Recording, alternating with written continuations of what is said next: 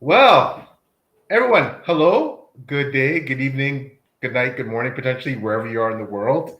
I am Eastern Time Canada. This is is this the first time my incredible guest tonight, my dear friend, I think this is the first time we've been on the same time zone together on a live. I think So, so. It was the Brothers Gwyn. We did that one. But I think yes, that was the only one we've done. And this is also the first time I'm on the other side from you. yes, so this Weird. is this is new, folks. So, of course, first of all, this is my 50th Syncs Elemental interviews, and one I envisioned having, quote unquote, milestone episode. The first like mouse. There's only one person naturally that I consider to have for this episode, and that would be one of my dearest friends in this space, Taylor from ABC the Pages. So, I pulled her arm and twisted it until she said yes. And I she means so much to me. She's such an incredible person. She's been instrumental of, I guess, everything that I do in this space. We know each other a couple of years now. And a real friendship has grown, feels like family. We actually met for the first time last year in Glasgow for WorldCon. That was absolutely one of the highlights of my life. And then, of course, we got to meet again in WorldCon in Seattle recently. So, it's a lot different. Like got to meet her family, she's got to meet mine. So it's just wonderful. Now we've got to this stage that at this 50th episode, we can, it's just a totally different vibe. So once again, Taylor is incredible. She's one of the best interviewers I've met in this space. She's incredibly intelligent and insightful. I've learned so much from her doing the page chewing interviews. She's just phenomenal, and she's the fact that she's such an incredible person is just makes it that much better to partner with her in something like page chewing. You can't just do something like that with anybody. I think most people who do collaborations, you realize like chemistry is one thing, and I think we have that in terms of interviewers. But then there's also like the person themselves, and I couldn't ask for anyone better. So my guest tonight, in other words, I know this has been one of my long-winded introductions, but she deserves, some light with that. And it's Taylor from Maybe to the Pages. How are you? I feel like I just shouldn't even talk. I should just let you tell everyone what I'm like because you see the best parts of me. Thank you so much, PL. I basically mirror everything that you said back. I mean, our friendship has become such an important real world thing in my life. So, the book space is important, of course, but also just getting to know you as a person has been one of the biggest positives from joining this community. So you did have to twist my arm, of course, to get me on here, but I am delighted to be here and honored to be your 50th episode. I mean, I'm so touched by what you say about my interview skills, but you have been doing an incredible job over here with Six Elementals as well. I mean, the people you've had on, the wonderful conversations you've been having. I feel like you're doing a unique thing in this space. So I feel lucky to be a part of it. Well, I am so honored to have you here. Quickly, both of our favorite people has decided to grace the chat. Um, Krista Crystal! Matar, one of the best authors out there, author of Right here. one of our faves, again, book wise and person wise, Legacy of Whitewash, taking Dominion. I mean, what can you say? It's become an indie darling in most spheres for good reason. I Um, hear. and Crystal is fabulous. Also, of course, she is working hard with Grimdark Magazine, Before Go Blog, etc. So kudos, Crystal, for all you do and all you do for us in the community and for being wonderful. We love you, of course. And of course, I have to boast because she's Canadian, by the way. All of y'all are Canadian. Whatever I met all of you guys in Glasgow and also in Seattle, I don't ask where people are from. It's just not like a question that I ask right away. And then it just slowly started to come out that all of you are Canadian. I'm like, the book space has been taken over. Oh, we're kind of under the radar. We're quiet about it, right? We're subtle. Like we, like And it's funny, you know, and I'm certainly not gonna get all political in this space. However, you know, I think recently people have realized that, and this is gonna lead into some of my line of questioning for you, my friend, is that I think Canadians, you know, we have a reputation of being very understated, but perhaps underestimated as well. So, you know, we don't. I think now you'll see a lot more because of, you know, fortunate events. But there's a pause. Let's think of the positives. A lot more patriotism, I think, with Canadians. Proud of who we are, proud of what we do, and there's tons of amazing authors, Canadian authors out there that I don't think people realize are Canadian. I think a lot of them will take for granted that they're American or British, etc. But you know, when the curtains pull back, they realize it's the same with a lot of you know, movie personalities, celebrities, and artists, and people think, oh well, oh no, they're Canadian, and yeah. What do you mean? So. Justin Bieber's American. Come on. I was actually up there where he's from in Stratford.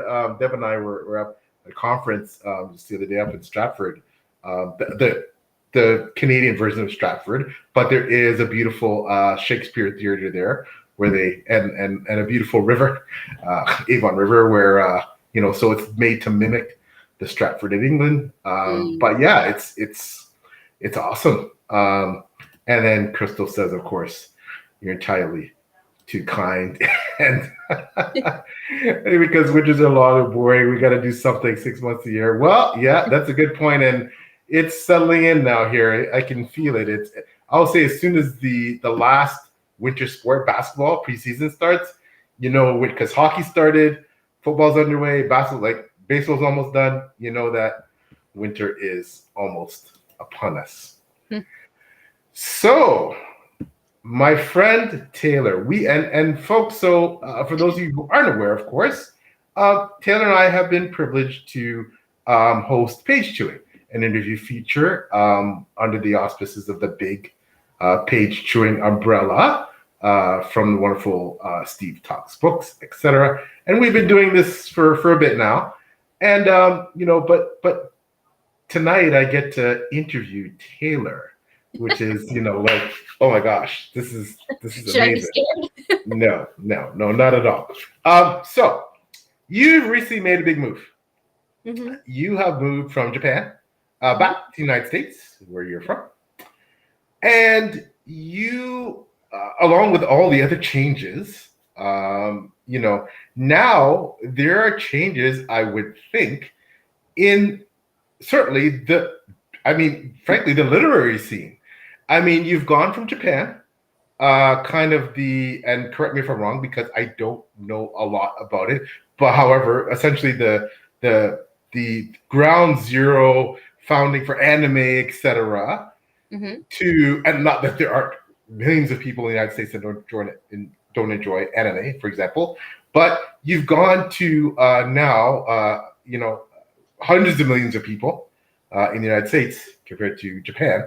And I think suddenly, if nothing else, perhaps you felt a shift, not just with, you know, geographically, but with the reading market and what the literary scene is for fantasy and science fiction and horror in the United States versus Japan. How has that been coming back?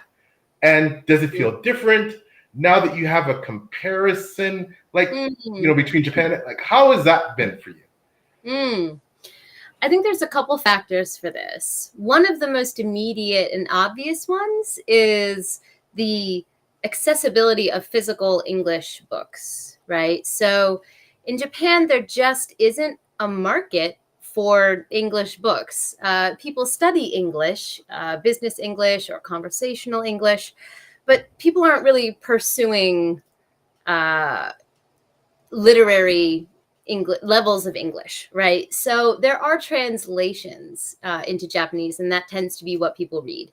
Like, for example, Brandon Sanderson has, you know, a translation of The Way of Kings, but even that is not front and center in a lot of places. So it's simply not a main focus there. So coming here and seeing books that I've read, or seeing books that people are talking about in person, is an experience I haven't had for 10 years. So that, and even more on top of that, is seeing a book from someone that we've interviewed. I'm like, oh my God, this is such a wonderful person. Here's their book, like physically. And I would have such an amazing time talking to them through the computer, but there's something different, about seeing it in person. So just the ability to go into a bookstore and be like, wow, here are all these things that I know and that I can read. Because my Japanese level is very advanced, specifically speaking, though. So when it comes to my kanji, I'm not at the level where I can pick up a fantasy novel and just take it away in Japanese, because that's a different level of literary skill than I have. So I would like to achieve that one day, but I wasn't able to do that. Just pick up a Japanese fantasy book and read it. So that has been one of the biggest shifts, I think, is being able to see the stuff that's topical now in person. Yeah. Well, and not only is that fascinating, I guess, because as usual, you make it so easy. You're dovetailing already to my next question, because you answered the question so well.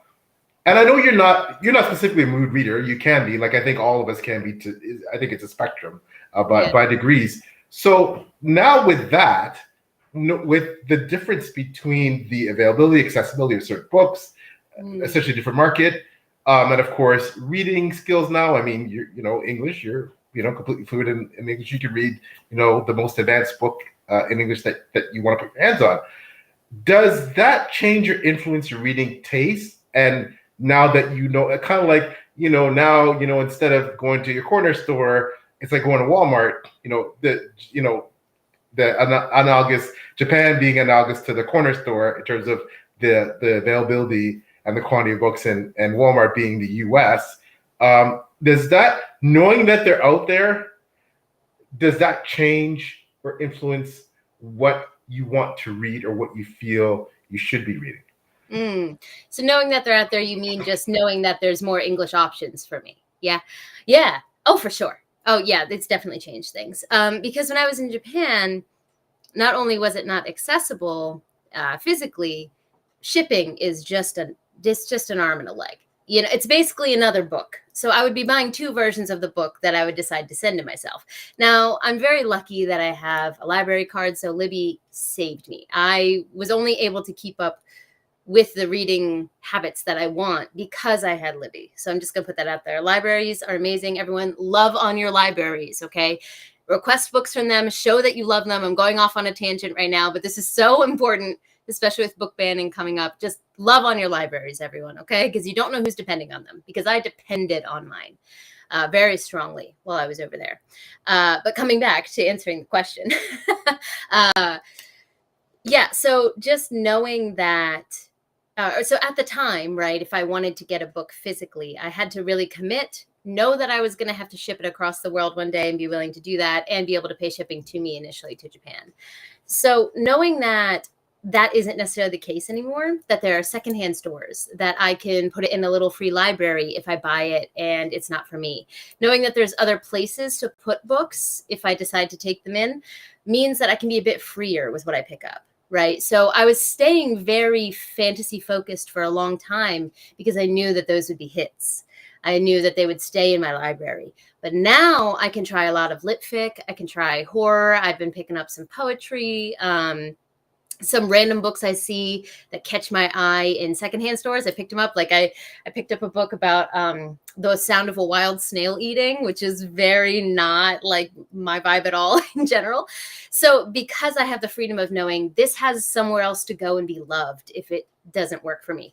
In Japan, it's just, I could bring it to a secondhand store, but it's probably going to sit there. So while that did make me very particular about my purchasing habits, like I was not overspending at all, I was very specific about what I bought, it also had the effect of, if it wasn't at my library and it wasn't something I knew was going to stay in my home library, I was less likely to buy it. But now I'm like, ooh, why not? You look cute. I like this cover. Never heard of this before. So that, and I think, and you forgive me, I have this image of you, and I don't know what the rest of where you are looks like in your home in the US. Obviously, I've seen you on camera in Japan with your beautiful bookshelf, etc. but I have this image of you sitting there when you're in Japan, reading, and I'm probably totally off base, reading all kinds of things because I know you're extremely literate and you're very diverse in your taste. However, I have this image of you reading specifically anime in Japan and perhaps discussing it with people who are Japanese, and just a different level of discussion, a different understanding, different insights versus how you might feel in, and not that you couldn't discuss anime with your friends in Japan while you're in the US because everything, it's online, but I just envision you sitting in the US though for some reason reading like Keats or like I've seen you. I remember watching a video. I love you do such amazing videos. Watching your struggles with Moby Dick, but I imagine you reading Moby Dick there in the U.S. because it's just in my head. The stupid things that are in your head, right? I know Crystal just screamed. The scream she just scrumped. I know it. Just the stupid things that are in my head, right? When you think of your friends, like, what are your friends doing, right? But yeah, just welcome back to Realm Goes By. But do you feel differently reading different books now in a new setting? Do you like? Is that? Yeah, I think there's kind of 2 points that I can talk about here. One is that I did discuss anime and manga with my friends in Japanese in Japan, and that is different. You are right. It is different than talking to someone who's from outside of the culture, right? Technically, I am from outside of the culture, but I was in it for long enough that I can see that perspective pretty clearly. So I did have some good discussions in that way. But in the same vein, I actually read less manga and watched less anime when I lived there. And I can't really explain why that was the case. Maybe it's the always wanting what you don't have, right? So you get brunette hair, then you want blonde hair, right? So that kind of thing, right? So it could have been that. So like I would actually have people who are like, oh, you live in Japan, you do book stuff. Have you seen this newest anime? And I'm like, you're going to have to go back like maybe 15 years. Talk about the stuff that was out when I was in middle school and I got you. Inuyasha, Fruits Basket. Let's talk about that. But the new stuff I actually hadn't. And then ironically, now that I'm back here, I'm finally watching Jujutsu Kaisen, which is like a recent one. Had has been telling me for years. He's like, you will love this. For the love of God, watch it. And I finally am, and I adore it, right? But here I am for some reason after I've moved watching it. So I can't really explain that. It doesn't make much sense. But you are correct that the conversations I had were different. But yes, I am also more drawn to read like classics here. The Moby Dick thing made me laugh. It's like this Moby Dick will haunt me. If Yanni watches this, okay, you've met Yanni. She was part of the Only Good Book Club, right? One of the earliest episodes we did. Fantastic group of people.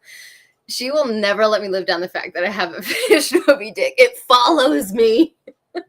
And so I will finish that book one day. But you are right that something about being back in the English environment, I feel like maybe I'll read some of that again. I brought it to Japan. I didn't pick it up, but I brought it over there. I'm sorry. I wasn't trying to trigger with Moby Dick. It's just, that's one of my favorite videos. But you like every time, and then like I'd watch another one, and like so you're going forward. You like maybe you do a vlog, and then you have it like one of the episodes. It's like, yep, I'm here, and and then two vlogs later, it disappears, and then 3 vlogs later, oh yeah, and Moby Dick, I and then it's awesome. I gave up. It was about a year. Moby Dick is our white whale. Yes, because Crystal was even like, let's buddy read it. And I was like, oh, a buddy read will get my ass in gear. I'll read it. And then Crystal stopped reading it. So it's her that I haven't read it. She deserted you. She bailed. It is Crystal's fault. That's the party. That's awesome. And I like it. That's the thing. Moby Dick is good. I enjoy it. I just haven't finished it. Well, maybe you're a retirement read or something. You know what I mean?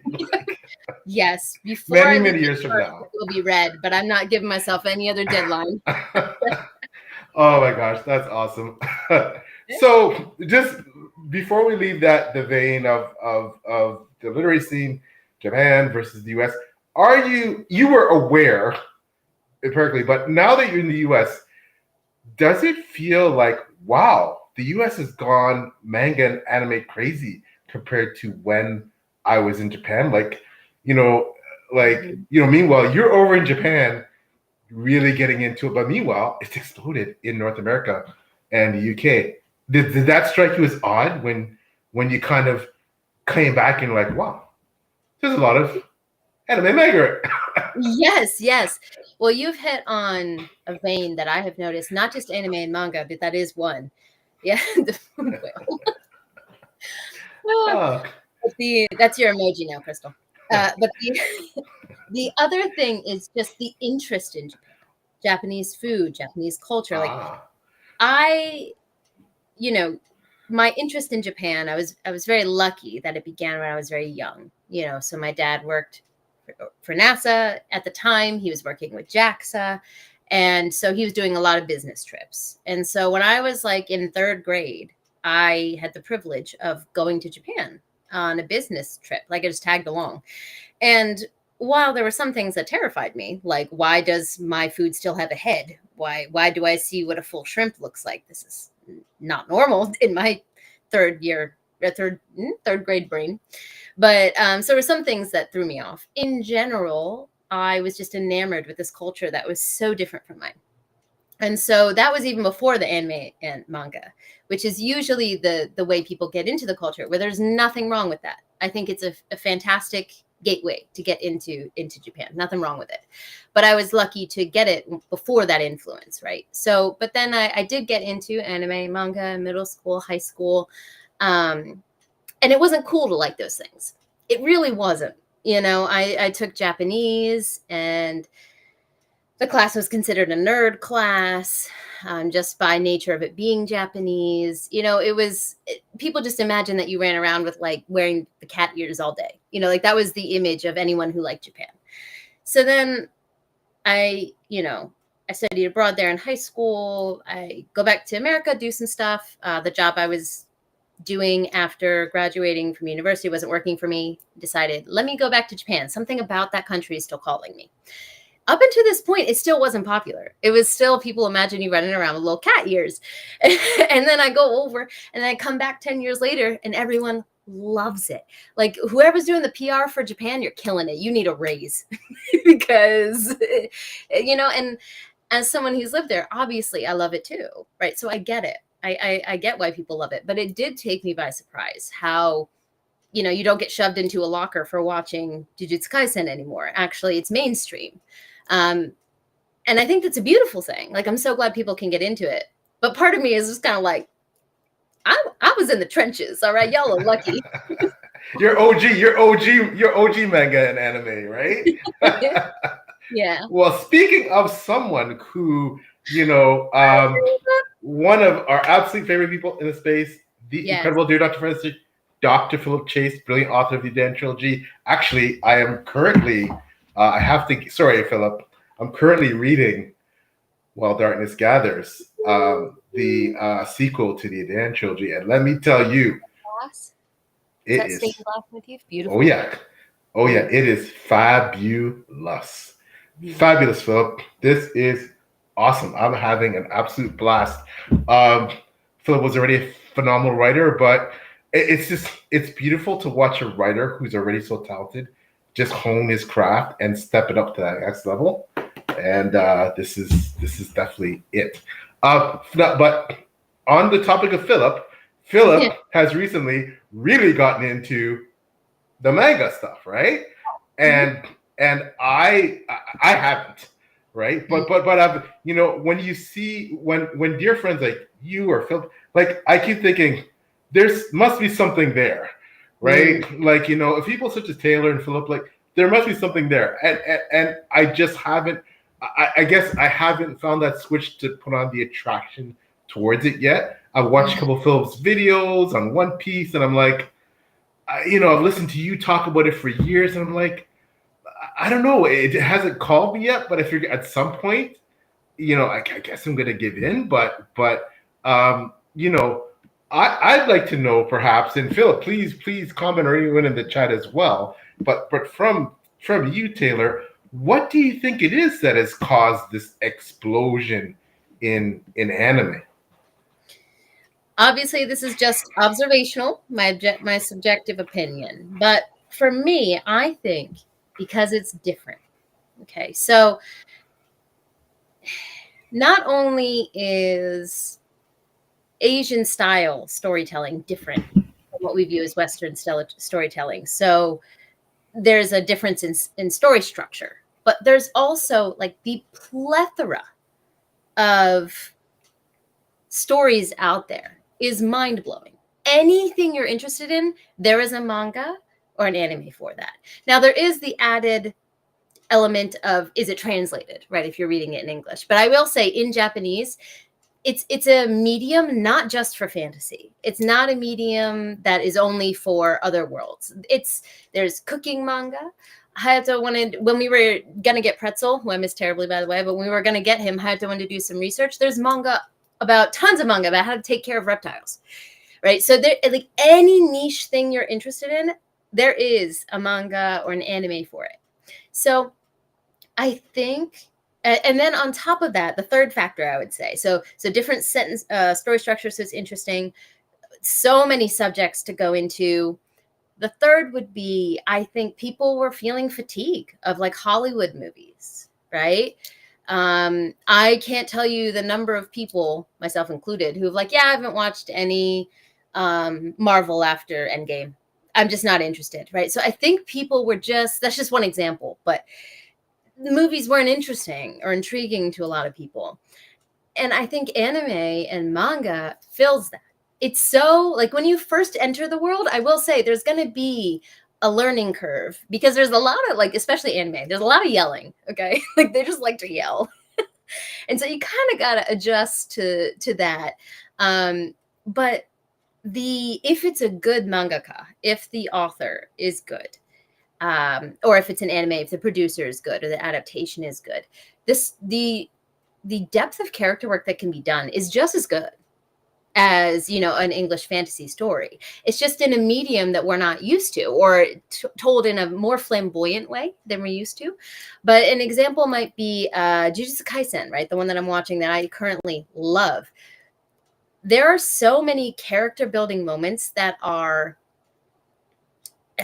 just flawless. The way that it fits into the world, and we get world building through character moments, right? In the same way that you would enjoy getting that in a book. The main character also is, the archetype is he's really strong, but he's an idiot. So he asks the questions that you have, right? So, but it's not obvious, right? And so because you're following him, you feel kind of like, oh, I had that same question, but I can't be that dumb because he, you know, the character doesn't know either, right? Just because you're learning with him. And those things that we enjoy and we like in English fantasy stories or media are there. They're just packaged differently. And I think that different package really worked for people who are fatigued. That's my guess. Those three factors probably. Wow. Well, I can't lie. Especially you, between you and Philip, you're selling me. I don't know if I'm ready for it yet, and I think I might feel a bit overwhelmed at first. But you know, I'm that guy that at some point I usually try that thing. So you know, maybe down the road, you know, but it depends on what you want to start with, right? So I wouldn't recommend starting with a Sailor Moon or a Dragon Ball or a One Piece. I wouldn't, because that is it's so anime that it will, if you're not used to it, you'll be like, you know, like I love Sailor Moon, but they transform into the new form of themselves for like 3 minutes every episode, right? So if that's not your thing, you know, but I do think like something like Monster is, it's kind of got that police procedural aspect to it. It's quick, and it goes into the depths of human morality, which I know you would love, right? So yes, you know me well. You know me. It's less flashy. So just the premise is there's a doctor who is under a lot of, he's the best doctor in his field. And so he's used almost as not a weapon, but he's used to save the people who are deemed more worthy to be saved. Because if he operates on them, they will live. So money controls what operating room he's allowed to go into, who we should prioritize. And so we kind of enter in this space. And there's a moment where he saves someone, and then the consequences of having saved that person. Okay. And it goes into human morality. It's really, really good. So, but it's not magical girls transforming, right? So, it just depends on where the entry point is, I think. Yeah. Okay. All right. We're going to come back there if you don't mind in a second. Quickly, yeah. I'm going to go. Philip, yeah, he says he's rushing. But Philip, come on. Like the stained glass. Taylor, have you seen the rest of the covers for the Aedan trilogy? Yes, and that's why I asked you stained glass as well, because it connects. And the broken binding special edition of the Wavy Dan. Mm-hmm. Gorgeous. That was a press edition too, right?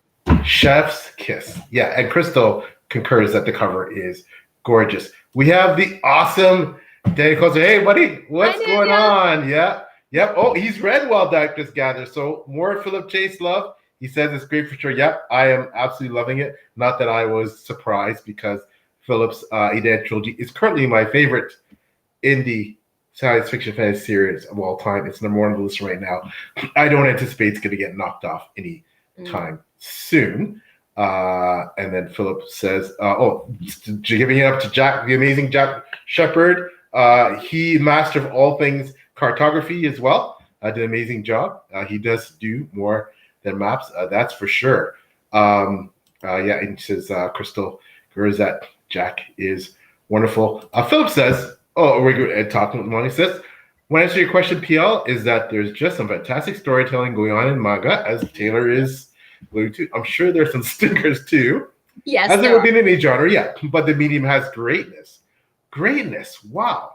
Now, Philip, and I've seen in Philip's videos, Vagabond and Vinland, he's talked about that a lot. And I think it was Vinland specifically, and I might be getting confused, that went in one of his videos that was really, it got me really a bit curious. And I was like,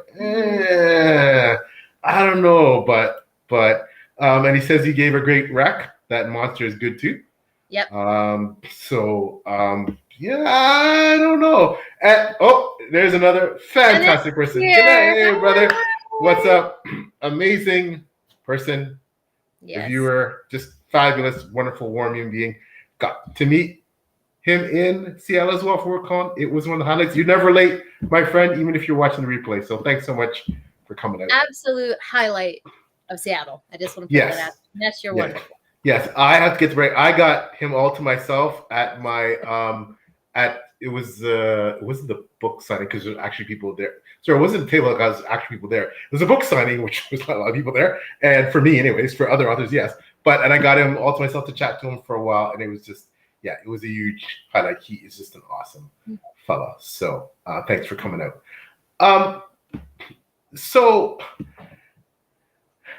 just quickly, just last thing on the manga and the anime, if you don't mind. So I don't like it all.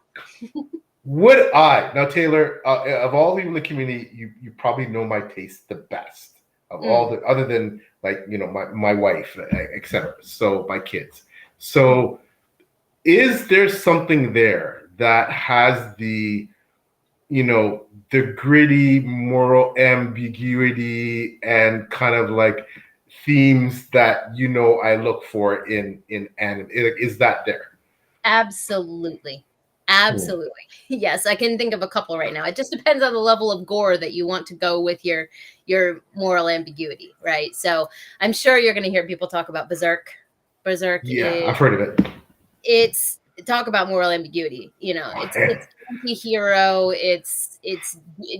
You feel kind of disgusting for supporting certain people, but you kind of do anyway. But it's very gory, and it is a visual medium, so that is something to adjust to, right? So you just have to be ready to not just read about blood, but visually, see it. Okay. So there is that. I do think like a less gory version would be Monster, but there's a lot that I can think of where it plays with, like, anti-heroes are very popular, actually. And it's also separated into, anyone can read any genre, but it is separated into young boys, young girls, older guys, older women, right? Like that's like the kind of 4 main categories. And so you'll see trends in each one. And if you figure out what themes and trends you tend to like, then you can look in that genre and find more that you like, right? So shoujo is it's typically for younger women, and it's more slice of life. It's comedy. It's more character studies, right? Whereas shonen, which is for younger boys or younger men, is more action focused, more sometimes the character, you just have to assume, okay, I'm going to take them at their word for it, and I won't see the buildup that this character has this personality, right? So the focuses are different. So it just depends, even though it's supposed to be separated by genre, it really just depends on the reading mood you're in. And then once you start learning that, you can say, oh, I'm in the mood for this type of story, so let me look in this area, right? So yeah, I think you could find whatever you wanted there. And I would be more than willing, offline to even send you a whole list of things you might be interested in and what the elements are for them. Oh my gosh, you're so wonderful. So Hayato has a different taste than me. So his favorite is Kiseiju, Parasite, which is the story of parasites, aliens essentially, that come down to Earth, and they take over human bodies by going into the brain. This is all in the beginning, so it's not giving it away. But this one parasite fucks up and can't get in the ear because the main character moves and swats it away, and goes in his arm, and it gets stuck in his arm. And so he's like, well, I can't take over this body now, so they have to learn how to coexist. But the alien has way different priorities than the human does, right? So that one plays with morality a lot too, and that's one of Hayato's favorites. So wow, it just sounds like I could get lost in that, as in any subgenre, but just wow. Okay, so I'm gonna. It sounds like there's some, and I don't want to say surprising complexity and depth, because I'm sure that's I wouldn't blame you for thinking that, though. The attractions. Yeah, well, that was certainly a wrong assumption. It would be probably a very superficial, But I guess in my mind, because, and maybe it's my old man brain, I'm thinking, okay, and of course I've watched lots of graphic cartoons and stuff like that, right? But I have to remember, just because it's animated, it certainly doesn't mean it's not adult, or that doesn't have adult themes. And I've seen some pictures that are burned into my brain. Like Junji Ito is Junji Ito is actually not as popular in Japan as he is in America, which is interesting. But he's one of the top horror manga artists in America. And his stories aren't gory in the traditional sense. Heads don't get chopped off, but it will fuck with you. He has one that's all about spirals. It doesn't sound like spirals can be scary. They absolutely can be. I've seen some of the imagery just burned in there, and I'm like, oop, So it can definitely be mature. Wow. Okay. All right. So at some point, I don't know if I'm ready for it yet, and with my tea, everything, but at some point, I think I'll have to inject some, and of course, I'll be coming to you primarily, and knowing that I have people like you and Philip, that I can rely on for guidance is always a bonus, right? So, always. Okay, all right, I'm gonna keep them. I'm gonna file it. I'm gonna go back there. So, in terms of, obviously, you've been so busy. Just moving countries alone is, that's not a small endeavor, right? Resettling your family, getting used to life back in the US, probably feeling, probably sometimes potentially missing Japan, but loving being back in the US, that tug, that push pull. But also, we talked about manga, we talked about culturally, that shift, literary shift in terms of the literacy, etc. However, primarily, you are a booktuber, and does you would know it recently, but no, it's totally understandable if you have been posting a lot. Every single booktuber goes through that, irrespective of how frequently they post or how low, because that's just the nature of life, right? Life be happening. And of course, booktube is something you do online, so you can do it anywhere, and people from all over the world see your videos. But do you feel different mentally in terms of the booktube space, leaving Japan and coming to the US, where a lot of the content you may or may not consume? I'm not sure, because obviously you're multilingual, and you probably consume videos like probably booktube videos from Japanese booktubers, etc. But does it feel different being on the scene with booktube in the US than when you were physically located in Japan? Even though, again, booktube is, it's YouTube, right? you can get it wherever you have the internet all over the world. But so does it feel different? Yes. You are right that, I have watched some Japanese booktube, but it's different. It hasn't really gotten its roots over in Japan yet. There isn't a booktube culture in the way that we picture it. There's they would call it like shokai. So it would be like introducing books to people. It's almost always recommendations. It's a bit drier. Challenges and read-alongs and stuff. I haven't really seen any of that in Japan. So it does feel different being here. And also just mentally for myself, because Hayato and I have that restaurant dream. And I knew that the market for that restaurant was going to be America. I knew a move was on the horizon at some point. And that was always in the back of my head. So not only is the kind of booktube environment different, I feel settled because I could find myself back in Japan in the future, for sure. That country has half of my heart. It is my other home. I will never not want to go back. You say possibly missing Japan. I miss it immensely. I miss it terribly. My heart hurts at times because it just has part of my heart. It just does. So not that I'll never live there again, but I do know that one of our main future goals as a family is based here. So I will be here for a decent amount of time. And so that feeling of settling in is different. And it makes my content feel a little different. Like this isn't a temporary thing. Like, I don't know if you've ever filmed a video on the go, or if you're in a hotel room, you're like, let me just film this real quick. And it feels different from when you're in your space. That shift has kind of happened to me where I always felt like I love where I live, but there is this knowledge that this is temporary in some way, shape, or form. And so that has shifted the way that I've engaged with my content.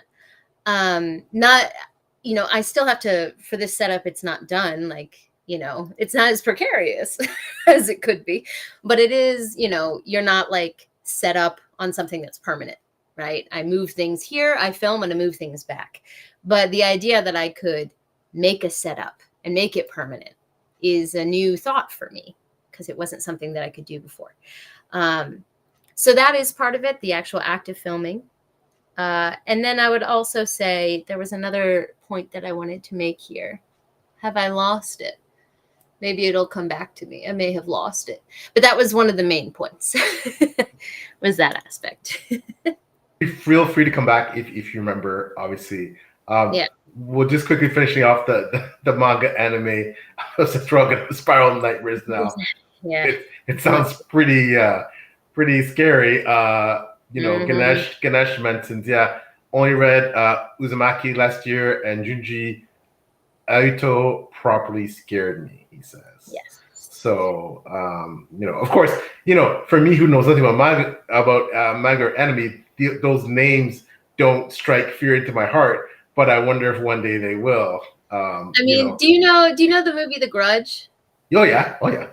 That's originally a Japanese movie. They took it and they transformed it for a Western audience. So it's actually called Ju-on, and it's a little boy, not an older woman. But they changed the scary character to match Western ideas of who Yeah, it wasn't. I'm not sure if it was Japanese or Korean. Wasn't The Ring? Wasn't that either Japanese or Korean or Japanese? Japanese, yep. Yeah. Japanese horror. I am a little baby bitch. Okay, I'm talking about things that I have not watched all the way through because I've seen one or two scenes. I'm like, I'm out. Like, I am not touching this because Japanese horror is a different level. It's just nothing to do with it. It's so scary. Oh man, that's awesome. They're wonderful. Bex on. Hi, Bex. Well, how are you? Thanks so much for coming out to say hello. Check out Bex content, obviously. Fabulous person in this space. So you, I know, are such a modest, humble person, and I'm going to embarrass you again, which because I started, Yeah, you know me, you know me. How long I you do. know me now? I do. I started off the introduction by singing your praises on so many levels, but specifically because I've had the honor and pleasure of working with you side by side, um, doing interviews on Page Chewing for a couple of years now. Um, I tell everybody that I know that you're the best interviewer, one of the best interviewers out there, and I know it's really hard to, because I know how humble you are, to identify, to basically brag about yourself. It's not bragging about yourself, but just identify your strengths. Let's just say it that way. What do you think, if you could encapsulate what makes you, it is a strength. You have to admit, Taylor, you're fabulous. What makes you such a good interviewer? Do you think? Oh, okay. You got me with this one. Let me think about it for a second. I think a part of it is just actual genuine curiosity. I always try when we do an interview. Of course, I do research ahead of time because I'm type A. I like my checklist. I just like to do that, right? But I always, whenever we do an interview, I stop doing research or background work 24 hours before, because I want to shift my mindset to this is a person that I'm talking to. I do the same thing when I'm taking an exam, actually. So if I'm taking like a Japanese test, I study my ass off. But the most stressed that I will be is 48 hours before the test because I don't allow myself to study the last 24 hours because I'm not going to learn anything new. And I'm just going to make myself more stressed. So part of what maybe you're picking up on is that I always do a mindset switch, no matter who we're talking to, in the 24 hours before, and say, hey, I know all this amazing stuff about you, but you are a person and I genuinely want to know about you. I'm not just talking to you for your name. I'm talking to you because I want to hear about you. And I think that allows things to go smoother. And the person, I hope at least, feels more comfortable because it's not like I have to hit a quota of my questions. It's like I have a background of you. I know what you like to do. I know your interests are, and I know what you said in other interviews. Because another thing too is I watch every single interview that person has done that's online, always. I'll put it in the background instead of my podcast, right? Because I feel like it's my due diligence to see what they've already said out there, right? If I want to talk to them. So I guess maybe respect and genuine curiosity, because once I have that background, whatever they want to talk about or seem interested in, I follow that. And that's the mindset switch I do beforehand. So maybe that if I have to pick something. I have to concur. I mean, obviously, And you, of course, by the way. Sorry. And you, of course, by the way. Oh, Bounce off each other so smoothly. So yeah, and I was gonna get to that in a second, but yeah, I think, and for all you aspiring booktubers, people who feel that oh, I'm not sure, I want to do interviews, but I don't know. Well, watch Taylor's interviews. She is a master. And the genuineness and the authenticity definitely shines through. Obviously, the intelligence, and I mean, you have to be smart to come up with the questions that she does. You have to do your homework, your research, just as she indicated. But again, just remembering that it is a person, and it's easy, I think, sometimes to get a bit overwhelmed, especially if the person you're interviewing is like one of your favorite authors or someone you really admire, and it's easy to get that the deer in the headlights, be I still overwhelmed. remember that fondly interview. Oh, I was a mess. Oh, and you didn't look like it at all. She's such a delight. But yeah, everyone has those moments, right? I agree. Yeah. But then you find, like we did with Fonda, she's a human. And well, I've loved all of our interviews, to be honest, but I remember feeling like a human connection through the screen. I'm like, wow, this is such a genuinely good person, and then you just settle down. You just do.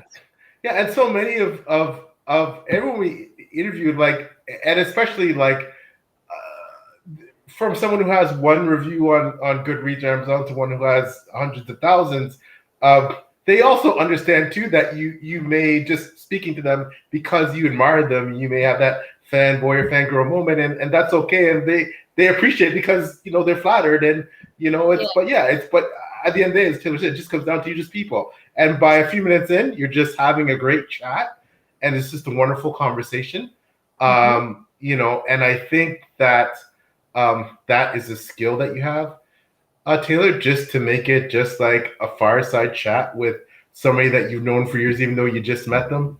I think that's definitely a skill. Stop. I'm blushing. You're gonna make it worse. And and Crystal, another very, very intelligent person, hit the nail on the head there. She says, I think you also have an incredible instinct for finding cohesive themes in an author's body of work, even if they're subtle. And it's the subtlety, I think. If I want to pick one thing that stands out when I listen to your questions, it's the depth, but yet the subtlety. It's like a light touch, but you realize the question has so many layers, and you can see the inwards going, wow, that's an amazing question. And before you know it, they've given you this amazing answer that's made the interview fabulous.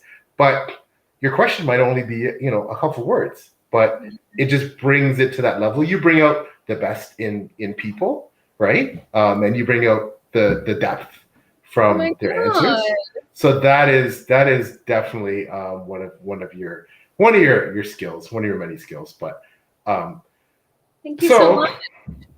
Putting you on the sorry. You just made my year. Thank you. Oh my God. When people say that's a good question, you hit the nail on the head. Like when I hear that from someone, day made. I don't need to hear anything else because that makes me so happy. Yes, yeah. And that is probably one of the most fulfilling parts about being an interviewer. And hey, I have to say, like, and the next question to you is that, obviously we started out, we didn't know each other well. We got to know each other better. We started, finding our way together as interviewers. And then I think eventually we reached a point where, we work really well together, right? And but I know that working with someone, doesn't matter who it is, can be difficult collaborating. So what do you think has made us work? I think we have a different style, but our styles match perfectly, right? So when you say that, I might have a question that has a lot of depth to it, right? And there's a lot of ways that the person can take it, which is intentional, right? Because I want them to lead where they want to go, right? I don't want to tell them where to go. You then naturally pick up on where they go, right? So I think that something that you can disagree with me, and I'd love to hear your perspective, but something I've noticed over the years we seem to kind of fall into is I'll start it and then you continue it, right? But you continue it in a way that it's clear you're truly listening. I think that your active listening skills are so phenomenal because you can't know the question I'm going to ask, right? Because we do debrief sometimes about themes, but for anyone listening, like it's not scripted. Like we don't do that. We might just be like, hey, there's a couple things I want to talk about. So PL doesn't know exactly what I'm going to ask, but your active listening skills are so fantastic that once the interviewee takes off on the direction they'd like to go from the question I start with, you pick up on that thread and you continue it, right? And then because it already happened here where you said I led you into the next question, maybe this is just because we've worked together for so long, but one of us will naturally lead into something that we know the other person, you can tell. And I'm like, oh, I can tell PL wants to ask a question about this. So let me just nudge them in this direction. And you do the same thing for me. You nudge them this way because you can tell I'm like, I have a question next. So I think that's just time. But I do think that our skill sets they click is the way that I look at it. I don't know if you have a different view, but. I couldn't have said it better, obviously. I have to agree. And I think that in my head, I've never told you this, but I consider to use the sports baseball analogy, you're the best leadoff hitter I've ever seen. So in baseball, a leadoff hitter, obviously, is that's the most important part of your life. They set the table, right? They set the table. They get on base. They make the pitcher work. They set the tone for how the game potentially is going to go. Certainly how your team's going to roll. And then I'm more like a cleanup hitter. So I come in and, I'm trying to hit my colleague home to round the bases. And that's how I've always envisioned our partnership. That's one of the reasons why I think we complement each other. I've learned something today. I didn't know there were different types of hitters. So, that is like go sports, but baseball's not my thing. That's okay. Well, I mean, maybe one day, because after all, being in Japan because Japan's baseball crazy. So, yes. At some point, you never know. Ohtani, oh my God. Oh yeah. Oh my God, he is like a national treasure at this point. Yeah. Could do no wrong. He is a superhuman being. He is just he's on another planet when it comes to his skill and the ability to pitch and hit professionally at the level that he does is just otherworldly. So that's and she has a really great ability to ask people questions they want to answer. That is really insightful. But Taylor is fantastic with that. I think, and when to sum it up, she brings out the best in people, and of course she puts them at ease and allows them to give those really compelling answers that she draws it. She doesn't draw it out of them. She sets the framework so that naturally it happens. So she's exceptional at that. So but as I said, I've learned so much from you, Taylor, over the years, and it's just a pleasure, to interview you, and it's an amazing learning experience. So I've picked up a lot of tricks from you over the years, so that I definitely employ on really? Six Elemental. So for sure, all in a positive way. I just want to say thank you, Bex. That's so kind of you to say. I appreciate that, I think that comes from the curiosity, because I watch everything else they've said publicly, at least in video format. I can't read everything of one person, but at least listen to everything that they've said. And so I try not to ask them the same thing they've answered in every interview. Not that those questions are bad, but just that they've already answered them, so they probably don't want to answer them again. So it's probably part of it. Yeah, it is a learning like anything else, and I'm a novice, but trying to hone that skill specifically for BookTube, right? I think, it like you said, it's time. A lot of it is just time and honing your craft, just like writing or anything else, right? So, but I'm very blessed to have gotten to do that with you. So, also something I just want to put out there, I think people don't realize that what we do is live, right? So it's not pre-recorded. There's no, if you make a gaffe, everyone sees the gaffe, right? So and I make lots of them. You not so much. Me lots. No, I do. But here's the thing. That's another thing that I want to say why we work is not only is your listening skills so incredible that you can pick up on things like that, is you bring the vibes. And I mean that in the best way possible. Like if you skin your knee, if you make a gaffe, it's fine because PL's here. Like you bring like a comfort and a vibe to the interview that makes not just me, but I think the guests also feel like, oh, this live thing isn't so scary. Like it's okay. We're all human. And as long as we all handle it, like I've effed up question. I think it was Tim's question. Tim Hickson, bless him. I've seen Tim and I have been lucky to meet in person after that several times, but it's just like, I meant to ask a question about like an inspiration, but I ended up asking him like, why do you talk about storytelling? He's like, I don't know. Well, that's a fair answer to that. I wouldn't know how to answer that either. Like it was like I messed that question. But he rolled with it, and I think you picked it up after that, right? And you scooped the question. So it's just live interviews. That's going to happen, And I think you have to have chemistry and work well together to make live interviews as a duo work like that. Yeah, absolutely. And I think for both of us, we definitely feel we share the same idea that there's a lot worse things out there in the world than messing up in an interview. Like, it's not so bad. Like, Yeah, obviously we're perfectionists, we want to do a great job, but like, it's okay, right? You know what I yeah, mean? Like, we're good, man. We're just happy to be, right? And happy to have the guests and happy to have a great conversation. Like, that's all that really matters at the end of the day, right? I agree. So yeah. So oh, thank you, Crystal. That Crystal is, you're very And kind. So have a warm hug. You are though. You are, I and that, appreciate that. I agree. I appreciate that. So just as we're turning to the latter part of the conversation, um, so one of the changes that has happened, and I think this predated your move, is that now not only like are you, you know, quite a popular booktuber and you're a fabulous reviewer in terms of booktube space, now you're also building your own little online community.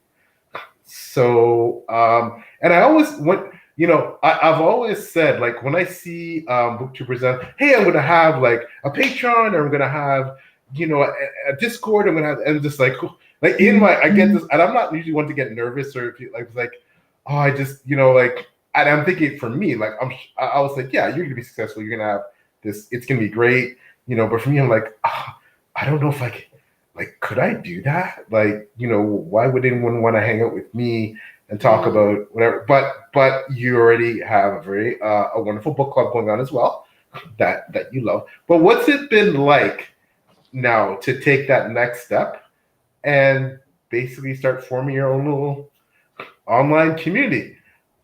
Patreon, yeah. I mean, it was terrifying.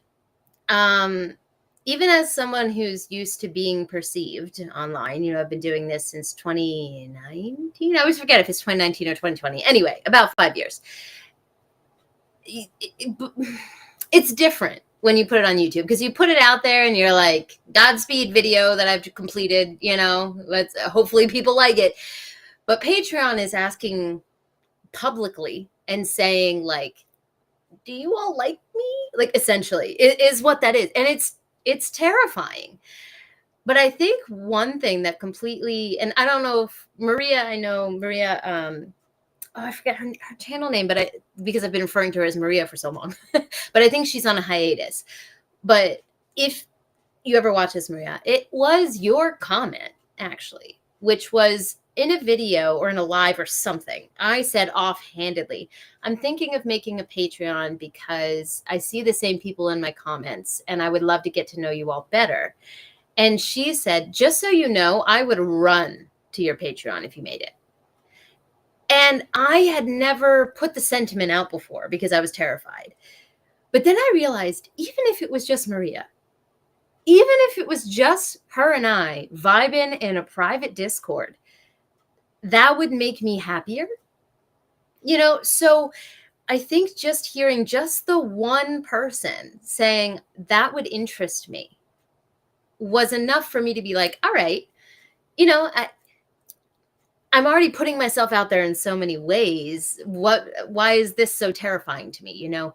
And I think compared to a lot of like really successful, and by successful, I mean numbers wise, like really numbers wise successful booktube Patreons, which there are quite a few of them. Mine is tiny, but I have had people in that community say to me, this community feels warm. This community feels cozy compared to other ones that I'm in. And they haven't said anything like what they're comparing or anything like that or who it is, but just the knowledge that that smallness is an advantage, right? And I feel like I've really gotten to know the people who have joined my Patreon. I would never be opposed to it growing because I do think that sentiment is so strong now in the core group that it would spread, right? I think that we're also welcoming and loving towards each other, that even if it became larger, that feeling would stay. But I am really grateful that it was small and has been small because, you know, I do sprints that all of us just hang out in the chat, and I know every person by name. I ask them how, you know, because I know that they had a doctor's appointment. I know that this happened. I know, and I can ask about those things. You know, I know this person was having a hard time. So the fact that they show up in my chat means that maybe things are a little easier for them now, and I can check in with that. So it was terrifying, and I don't blame anyone for feeling scared to do it. But I do want to reiterate that the private space is going to be what you make it, right? So it doesn't have to be a numbers game. There is an added pressure that now people are paying you, right? So there is an added pressure to provide what you say you're going to provide. But that's another benefit, I think, of a small community is I can't tell you how gracious and how just understanding my community has been through this transition. My channel hasn't had as much content, and that has been the same behind the scenes as well. But they're like, your family's first, right? And so I think if people are scared, I understand. But I do think that even if it's just one or two people, that connection is worth it. So that's my musings. Well, I am not surprised at all because why you are so successful with Patreon, because the first thing is that you're a great person. And I think you have to be. I think, as you talked about, you have to care. You have to genuinely care. You have to genuinely want to interact with people. You have to genuinely want to build a community. You have to genuinely, people will see through if they do. You're just there, for the dollar sign, right? And that's not you. And isn't it nice there's so many positive things about social media, but we all know that there's definitely a dark side. But isn't it nice to have your own little community that is guaranteed positive and wonderful, another little family that it's just you've built it and it's flourishing and and again, just like you said, it's not about numbers, but it's flourishing because of the way people feel about it and the way you feel about it. Like, that must be a really special feeling. So congratulations, kudos. Thank you. That means a lot. It really is. It's due to the people who make up the community, as cheesy as that is, right? Nope. So it's not just me setting the stage for what I want it to be, but other people engaging in that way, like showing kindness to each other. And everyone has been. So of course, the larger you get, the more you need mods, the more you need to watch out for people who are bad actors. Like, there's a lot more to think about when it's bigger.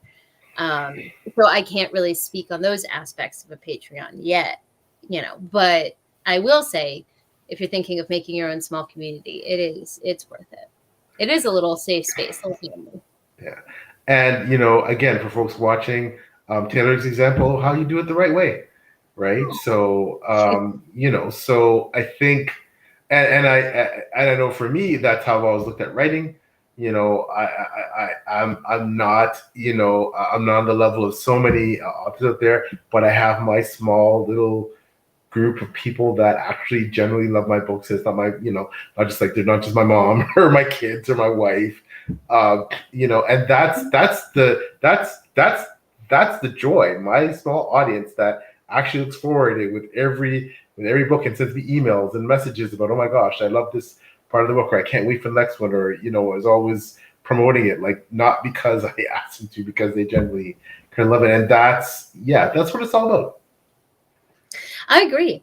And also, just on top of that, it also is a space for you to try different things. So there are cooking tutorials that have only ever been released on Patreon that Hayato taught Japanese food, right? Or there's exclusive vlogs where Sumire is more prominent, but I'm not comfortable with her, like, being, out in public in the way that she is, right? So it also allows you a space to try something new, to get genuine feedback, to, just like play with stuff a little bit in a space that isn't the entire world. Because if you think about it, YouTube is the entire world. So, Hayato always wanted to make cooking tutorials and videos, but he wasn't ready to put it all out there. So I was like, why don't we try it with Patreon? And it's something that now that we're settled here, if anyone from Patreon is watching, and I know some people might be, there's more of those coming because now we're more settled, and he can think about that again. So yeah, there's a lot of benefits to it. Okay, so you hear that, folks out there in the wide world? cooking videos. If you're interested in Japanese, sushi, things like that, Taylor's channel might have what you're looking for. So it's been a minute since the last one, but there are more in the pipeline. Yes.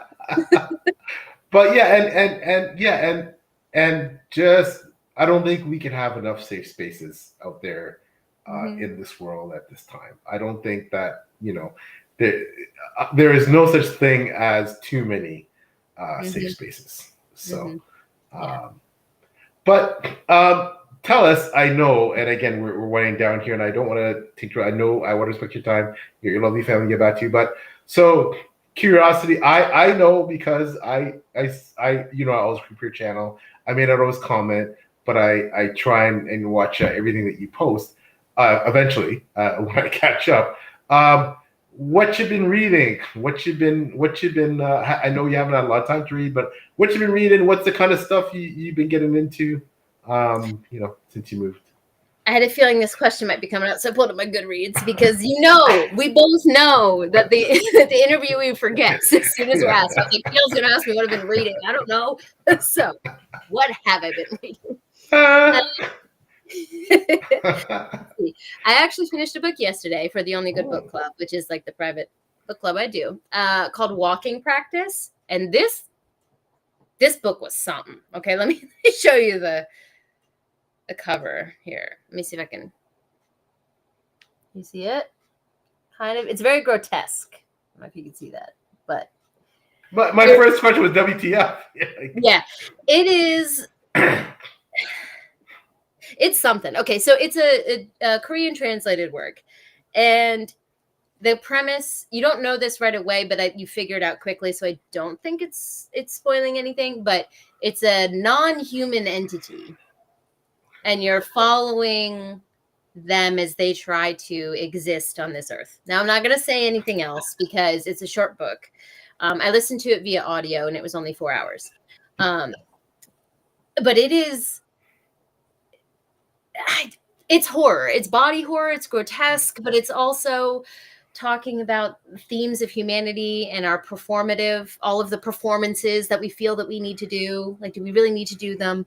So it takes, because this life form is not actually human, it's allowed to look at humans from an external perspective, right? And view us as non-romanticized and our bodies as grotesque things that they are, right? So it's interesting. It was a 3-star, okay? There were parts of it where I was like, oh, I don't like this. But there were other parts that intrigued me. So I read that. I read Baby Blues, the comic. I don't know if you know the comic. Yeah, the comic?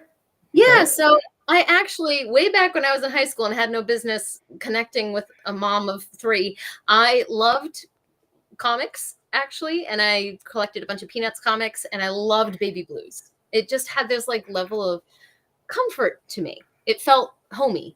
And now that I'm actually a mom, when I moved back to America, obviously, I went through my library I had here. I was like, oh my God, I forgot I had these. And I was under so much stress figuring out insurance stuff here that I was like, I need something light that makes me feel comfy. So I reread all the books, the comic books that I had of that. And they're fantastic.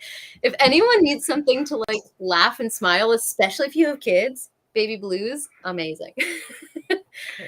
I read All That We See or Seem by Ken Liu. My Lord and Savior. Yeah. So this one I have a video review of it up on my shorts and stuff like that, and it'll be coming up in a wrap up. But it was an ARC that was sent to me, so thank you so much, team at Saga Press and Ken, for sending it my way. But it's a 4-star for me, and the themes that I love that Ken deals with are all here, but the packaging is different. So the packaging is not quite police procedural, but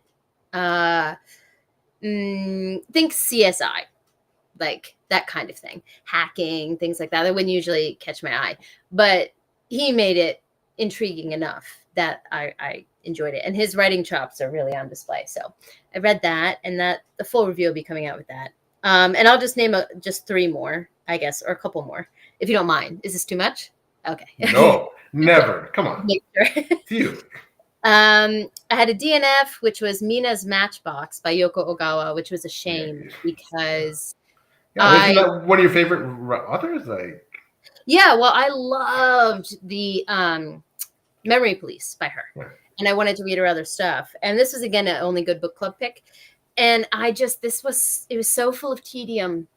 And this is as someone who like knows that the mundane and tedium is a lot of the core of what Japanese lit fic is about. Like that's kind of a lot of it. I just couldn't. I couldn't. So I'm still gonna try to read another book by her. But then I read Icebreaker. Have you heard of that? Yeah. Oh yeah. As someone who, as a man who also enjoys romance, right? You've probably heard of that, and I wanted to like it so badly because I also think romance can be written well. Yeah. Dear readers, it was not. Okay. In my personal opinion. Now I know so many people who adore it, but for me, it wasn't hidden, which is a shame. And then I guess, the last ones I'll talk about are The Goblin Emperor. Oh. Letters to a Young Poet and The Sound of a Wild Snail Eating. So Sound of a Wild Snail Eating led me to Letters to a Young Poet because at the beginning of every chapter, they have a quote. She has a quote. And some of them were from Letters to a Young Poet. And that struck me so strongly that I was like, I got to find this book, Letters to a Young Poet. And ended up loving that. So, and then, so Sound of a Wild Snail Eating was 4, Letters to a Young Poet 5, and Goblin Emperor 5. That's the only fantasy, but 5. Yeah, I figured. I don't know. I know a little bit about Goblin. I was like, when he said Goblin, I was like, yeah, Taylor would love. That's something sounds like no, Taylor would love. Yeah.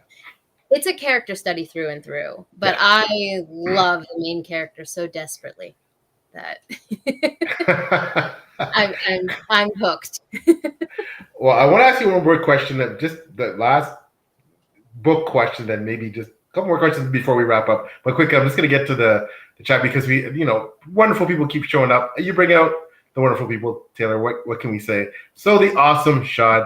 Zaman, Shad, what's going on? Great supporter of everyone in BookTube. Shad's an amazing person. I had the pleasure and honor of meeting him in person. He is fabulous.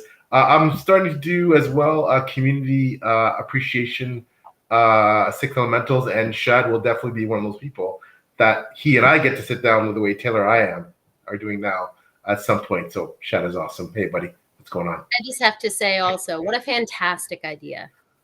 The appreciation series that you have coming out. When I saw that, I was like, PL is in his bag. That's amazing.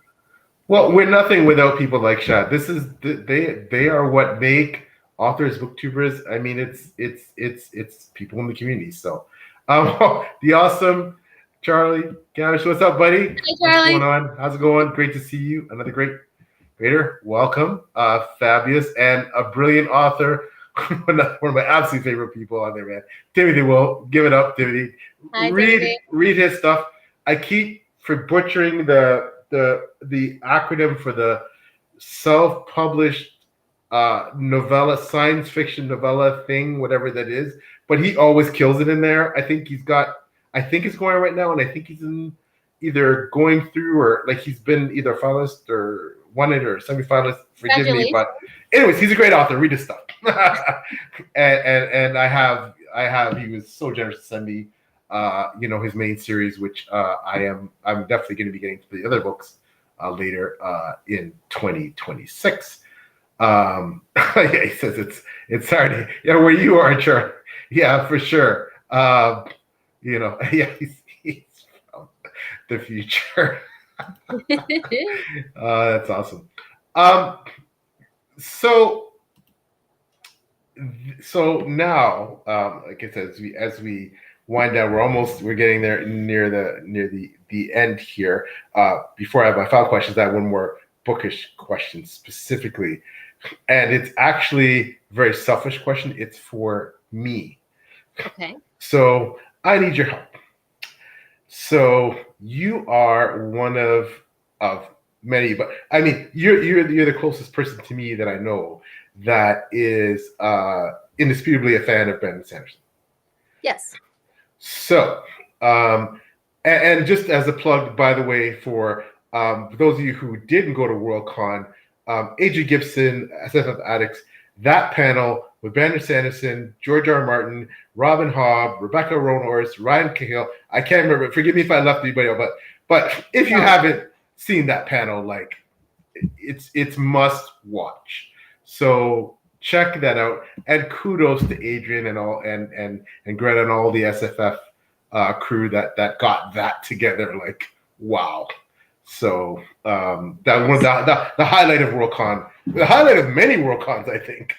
Well, I mean, we were all in the same Airbnb, and just the level of preparation that they went through, right? It was days in advance preparing for that panel. So I just have to give them their props as well. It was a lot of work, and they did it for the love of it. And I think they did a fantastic job. Yeah, you shared an Airbnb with Adrian Grant and those guys in Glasgow and yeah. I can only imagine you seeing them just going through that to set. But what a success story though. Very successful because they put the work in. Yeah, absolutely. So back to Brandon Sanderson. So I look over my shelf as I'm doing this. We talked a bit backstage about me doing a roundup of series I should finish. Start how to rank them, priority ones that are already completed, but maybe I haven't read them yet. Maybe there's a lot of books, but it's not going to get finished anytime soon, so I might deprioritize, etc. Anyways, point is, so on my other shelf, you can't see it, I'm looking at the Brandon Sanderson books I own, including the first 3 books of Stormlight, I believe. So Way of Kings, Words of Radiance, Oathbringer. I have the Mistborn 1 there. I have Elantris, which I read. And I have randomly, I have Edge Dancer. So that's the extent of my Brandon Sanderson collection. So you of all people who know me best in the space, you know that I read Way of Kings, first book, you know I was like lukewarm. Okay. I know you said that you and universally, I think, Words of Radiance is held up as like next level in terms of the books. And then we have Oathbringer, and then which is it. But then, of course, recently we all know what the overall feedback about Winded Truth has been. So I read Elantris, and it actually, to be honest with you, I liked it better than I liked. I was gonna say you liked it better, didn't you? I liked it better. I liked it. You know me very well. I liked it better. One of my favorites. Yes. Yeah, I liked it better. It's religion and. Yeah.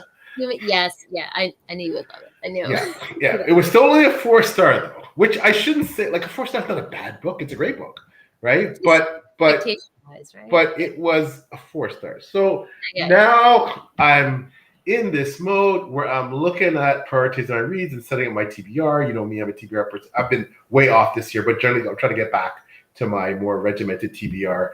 I'm looking at my Brandon Sanderson and I'm thinking, I need a motivation talk from my friend Taylor.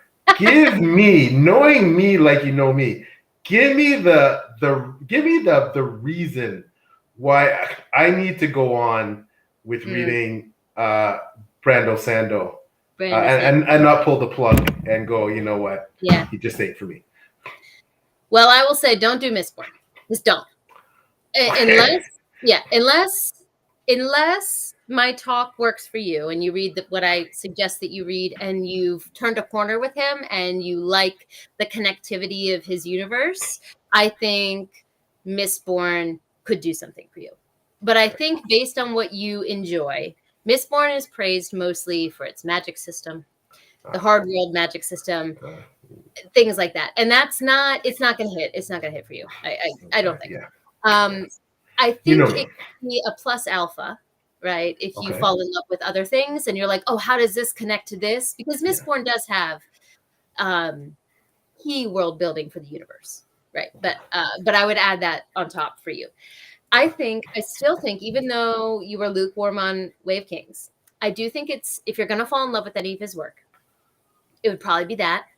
Or if you want a standalone, would be Tress of the Emerald Sea. But they're very different. So for Stormlight, I genuinely think your favorite is going to be Oathbringer. So you know Dalinar, yeah? Yeah. That's Dalinar's book. Okay, well, he's probably my favorite. Yeah, I knew. I could. Yeah. You get his backstory, and it is a doozy. And I think that the themes that he wrestles with in that book are going to hit you in your core. But to be fair, it's a lot of work to get there, right? You have to do radiance. They're like this. So even though Words of Radiance is universally seen as the best book, and Oathbringer is actually kind of seen by some people as slow, I think for what you enjoy, Oathbringer is going to hit. So I would suggest if you're going to reach a point where you just pull the plug, if you read Words of Radiance and Oathbringer and you're still like lukewarm, no, just don't go for anything else. And then if you want to stand alone and something that's a bit more lighthearted, because it's based on The Princess Bride, is Tress of the Emerald Sea. That one's just fun. But I don't think it's going to hit. So it can show you like the fun idea, like how he has fun in his books, and maybe if you like that. But for actual hard hitting, you'll really enjoy the themes of his work. I would give it till Oathbringer, and if Oathbringer doesn't work, maybe he's not for you. But I genuinely think that Dalinar's journey, you're going to resonate with that. Okay. Yeah. Well, you gave me. Of course, I knew you gave me that pep talk that I needed, and because you are I can see you're an expert on all things Sando.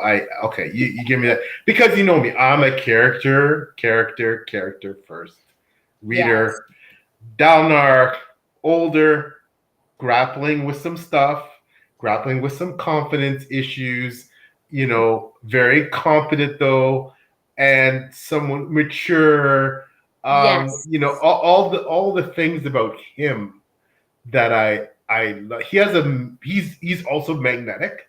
He's also has that magnetic personality, and you know, like you know, he's got that it factor, right? Mm-hmm. But I think he was the only character that I really, really like. I was like, oh man, I need more page time from him, right? Yes. So I think Oathbringer is that. Some people will never forgive him after Oathbringer. Like it's like that. Some people do, and both are a possible answer. So, yeah, I think based on what you write and the way that you write Othrin and the things that you ask people to challenge in themselves when they read about him, Dalinar challenges those same things in the reader. Okay, so. You sold me. Okay, okay. Thank you, my friend. I appreciate it. I had a feeling you would go there. And Timothy chimes in. I guess Timothy, as well as a Sanderson fan, Words of Radiance is my favorite book from him. So, okay. So, Stormlight has some potential still. Quickly, I want to ask you, you read Wind and Truth. No? I never did. I haven't. Listen, it's like, it's almost as embarrassing as Moby Dick, okay? Because I wanted to have the UK cover because I'm a collector, okay? I had the other UK covers. So I pre-ordered that baby. It arrived to my house. It sat in Japan, and then I paid to ship it to America. So, and I still haven't read it. Planes, trains, and automobiles. Truly. And I read the first 4 right before its release because I wanted to be prepared to read it. And then I know what happened. I burned myself out.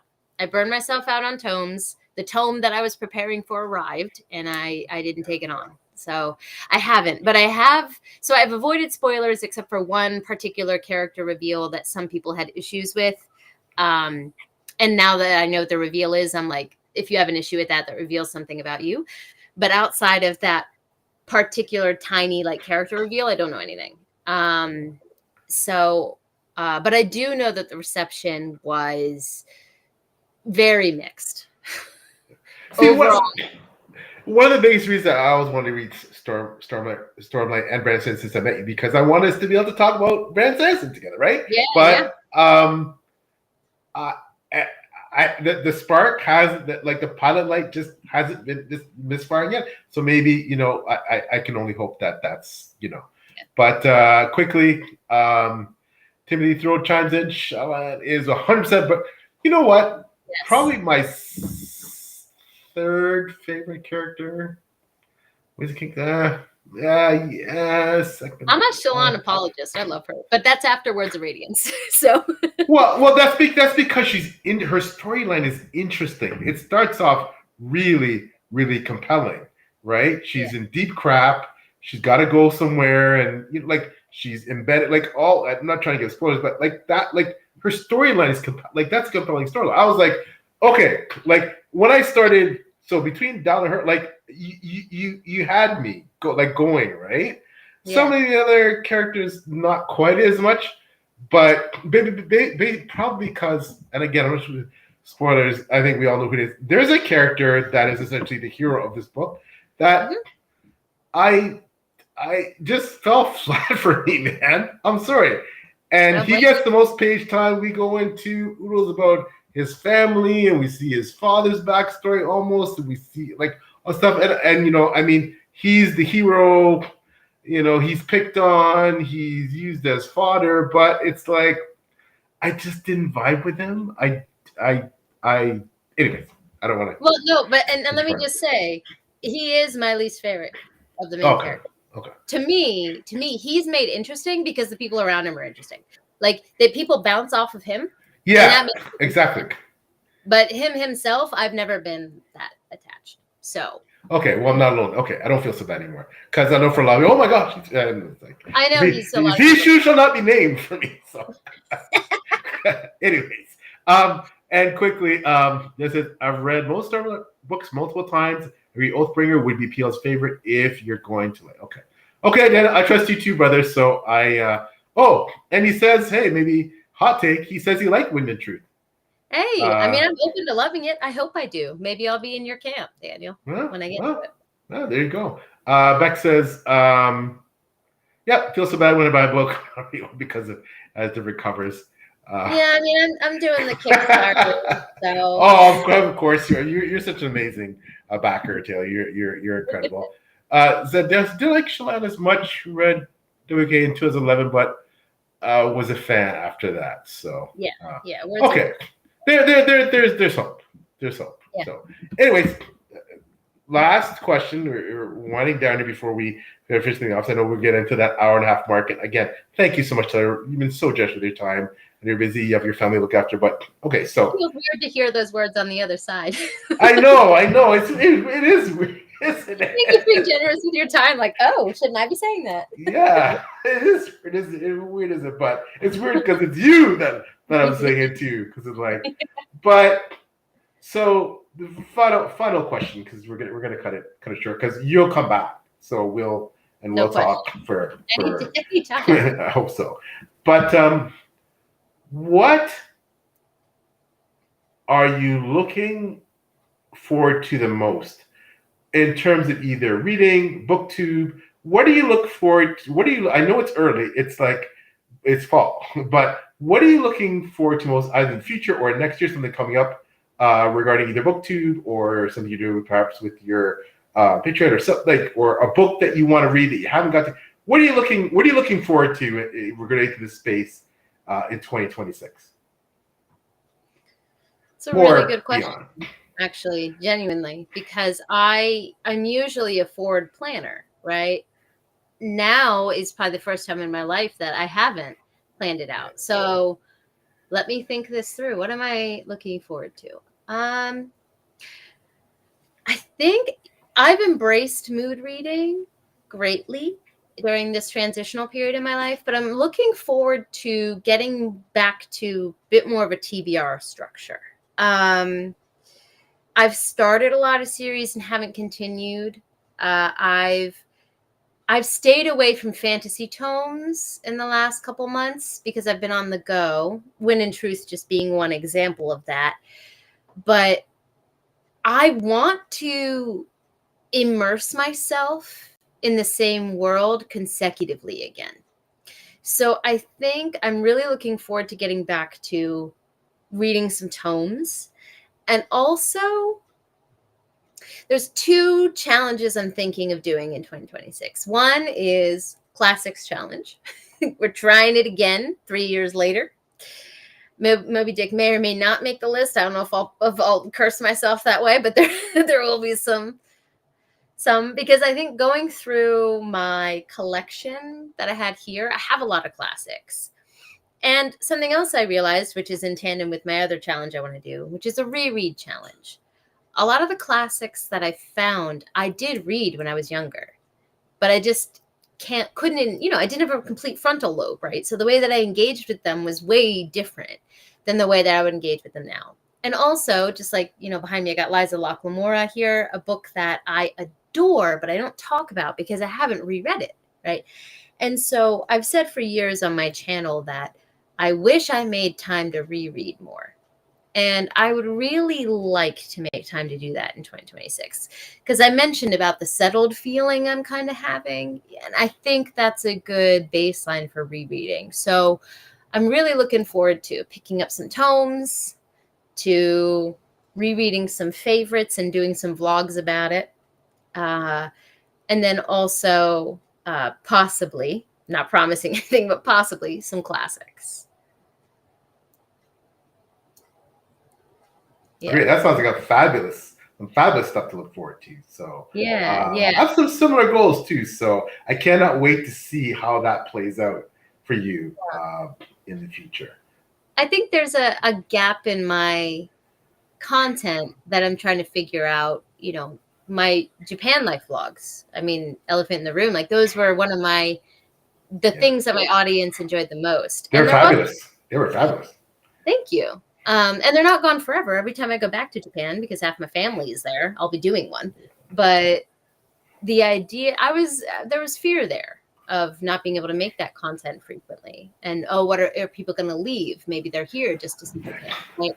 So I am trying to figure out other vlog series that might be interesting to my audience. So if anyone watches this in the replay or even now, if you have something that you would enjoy seeing from me, please let me know, because that is a gap that I need to figure out what to do with. But I think vlog challenges like that, I'm leaning towards that. So, well, possibilities are always exciting, even if you don't know necessarily what they are yet. So, but I have no doubt whatever you do, it's going to be amazing. So I can't wait to watch whatever that is. So, quickly, last comment to put up here. Daniel says, Liza Locke-Lamora was really good. You read that too. Waiting to see if Thorin of Emberlane will finally come out. I was saying behind the scenes, Daniel, look, he's been releasing some short stories. He's been like poking his head back into the world. And I have a theory that something Thorin of Emberlane may be on its way. I don't have any insider knowledge, but let's hope for the future that all of us who are waiting for some of our favorite authors, whether it's Patrick Rothfuss or George R. Martin or Scott Lynch, here is a hope for the future that somehow, and hey, we understand whatever the issues, mental health or whatever the reasons, whatever your reasons for it, and you don't owe those books to anybody. But for the fans that we are, we're all still hopeful that maybe we'll get some, and it won't be like a fake out, that one of these books is coming at some time. Coming at some point, yeah. That would be really, really, really nice. So can't help it. Okay, one more because it's Crystal, because I got to put that up here. It says that I think the reread vlog would be super fun and nostalgic and interesting. Yes. Thank you, Crystal. I appreciate that feedback. For sure. Yeah, I'm leaning towards it. So we're going to sign off shortly, but I just need to thank you so much. This has been so wonderful. Thank you for coming to support me, because it was my 50th episode and I couldn't not have you as the guest. Because obviously you're that important to me in this space. Thank you for being amazing. Thank you for putting up with me interviewing on page shooting for the last few years. Thank you for all the hard work you've done to make it what it is, and for the laughs we've had, and for the future laughs we will have, regardless of what direction it goes in, whether we never do another one or whether we do 100 more, it doesn't matter. It's just been amazing. Thank you for being a friend, and I treasure your friendship, obviously, as you know. And thank you for introducing me to your wonderful husband and your beautiful daughter and your family. And Deb loves you, obviously. So you're just amazing, and it's great. It's great to be to be peeps with Oh you. my So gosh. it's great to be peeps with you. So I just need your monologues when I wake up in the morning, so I feel ready for the day. But I just have to throw a little bit of that back at you before we sign off, which is just yeah, I agree with Timothy saying here, happy 50th episode. Not only you put in the work, DL, not only do we do page doing together, which is more official and infrequent in the way that we set that up, but these interviews that you're doing are shedding light on so many people doing important things, writing important works that wouldn't get on something that's slower moving, like page doing, right? So I think that you're doing something phenomenal here. That I'd be back, and you don't even have to ask. Just say, hey, that I'm here. And I mean that from the bottom of my heart. So, but yes, thank you for your friendship and for also just for being flexible with me during this time. Page doing's been on a hiatus. That's all me, everyone, by the way, if you're watching this, but we will be back because I love doing it with you. So I'm so happy to be here. So happy to have you. Feelings mutual, my friend.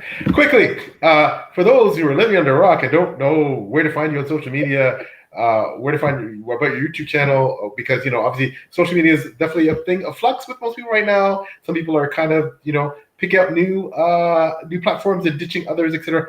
Where can we find you? Your channel, etc. Anything else you'd like to talk about in that video? Sure. So my YouTube channel is Made Between the Pages. You can see here. I am no longer on Twitter. So while that account does still exist under the same name, I haven't been on it, for probably half a year now. You can find me on Instagram. You can find under a different name. It's always linked in my videos. So you can find all of those links there. You can find me on Threads. You can find me on Blue Sky. And I also, although Beth has been so patient with me again during this transition, but I am also an assistant editor at Before We Go blog, where I hopefully we'll get back to writing reviews on that amazing website run by Beth Tabler. You can also find some of my reviews in the SPFBO space. I've stepped away from that for now, but I have been involved with that in the last couple of years. You can see some of my written reviews there. Outside of that, I think YouTube is my main platform at the moment. So I don't think I missed anything. I haven't done that pitch in a hot minute. Let me know if I did. But of course, and page sharing. You can always find me on page sharing. You did great as usual, like a pro that you are. Quickly for the shameless self promo, make it fast. All the social media handles, it's at PLStir Writes, X/Twitter, whatever, Instagram, Facebook, Blue Sky, etc. Website plstir.com. 5 books in the main series out right now. Pack Wolves just came out in 2025. Book 6, A Black Dragon on Red, expected in the spring of 2026. And my anthology in The Shapers of Worlds, Volume 5, Fantasy Horror. It's called A Forest Dark. That's my anthology. But there's some absolutely brilliant authors. Read it for the whole anthology, folks. People like MJ Kuhn, etc. It's a great anthology. But if you want a little insight into the world of my writing and you want to kind of check it out with something shorter rather than reading my tomes, check out Forest Dark. I got to send it to you, Taylor. But yeah, just time for spooky season, so hope you like that. And of course, finally, another quick plug is the Broken Binding special editions of A Drowned Kingdom and The Last of the Atlanteans. It's actually a 2-pack that you can get. You don't need a membership of Broken Binding. It's available for general sale. And I believe they're doing a special with a bunch of these right now. So if you like the fancy stuff with the fancy, Taylor likes pretty things. Oh, I love the fancy stuff. Right? So if you like the fancy stuff, maybe you want to read the series and read on your Kindle, but you want something for your shelves. I think these are kind of pretty myself. So you're very pretty. Check them out. Before we go blog, obviously, like Taylor, assistant editor. And I may have another announcement of other stuff that I'm doing in the space down the road, but I can't really talk about now. But I will soon when I have it all confirmed. I'm intrigued. So I think that's it. To my amazing, incredible guest, Taylor, once again, thank you so much. Deb sends her love. We love you. Love to Hayota and Sumeri. For all of you who came by in the chat to support Taylor and support the channel, Thank you so much. You are what makes this type of long form content amazing, whether you're in the live or whether you're watching the replay. Long live long form content. Don't care what anybody says. It is amazing.